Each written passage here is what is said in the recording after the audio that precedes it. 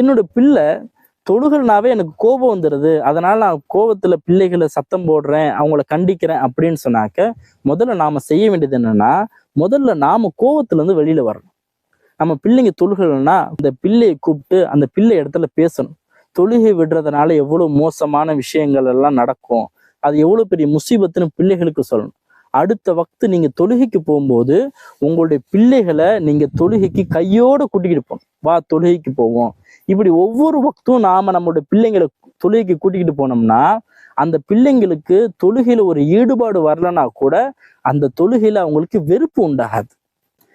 இப்படியே காலப்போக்குல நிச்சயமாக அவங்க தொழுகைக்கு தானாக போகக்கூடிய மக்களாக மாறுவாங்க. அந்த நேரத்துல அந்த பிள்ளைங்களை நம்ம ஆர்வப்படுத்தணும். அந்த பிள்ளைங்களை கூப்பிட்டு அவங்களுக்கு தடவி கொடுத்து அந்த பிள்ளைங்களை பார்த்து நம்ம சந்தோஷமா 2 வார்த்தை சொல்லணும். மாஷா அல்லாஹ், உன்னை பார்க்கும்போது எனக்கு ரொம்ப சந்தோஷமா இருக்கு, நீ நல்ல தொழுகையாளியா இருக்கிற, அம்மா அத்தாவுக்கு இதுதான் மிகப்பெரிய சந்தோஷமும், இதுதான் எங்களுக்கு இம்மையிலையும் மறுமையிலையும் பெருமையான ஒரு விஷயமாக இருக்கும்னு சொல்லி அந்த பிள்ளைங்களை நீங்க பாராட்டுனீங்கன்னா நிச்சயமாக அது அவங்களுக்கு மனதுல மிக ஆழமாக பதியும். அந்த சந்தோஷத்தை அவங்க திரும்ப திரும்ப எதிர்பார்ப்பாங்க. திரும்ப திரும்ப நம்மளுடைய அம்மா அத்தா நம்மளை பாராட்டணும்னு அவங்க எதிர்பார்ப்பாங்க.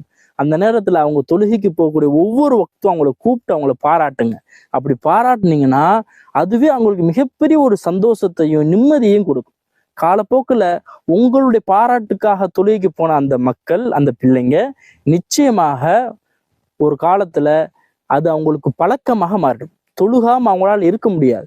தொழுகை விட்டாங்கனாக்க அது அவங்களுடைய உள்ளத்துல ஒரு குற்றத்தை செஞ்ச மாதிரி ஒரு உணர்வை ஏற்படுத்தும். அதனால பிள்ளைங்களை இப்படியான ஒரு வழியில நம்ம வழி நடத்தணும்னு சொன்னாக்க நிச்சயமாக நம்மளுடைய பிள்ளைங்க தொழுகையை விரும்பி தொழுகக்கூடியவங்களாக, தொழுகையின் மீது அன்பு கொண்டவங்களாக பிள்ளைங்க மாறுவாங்க.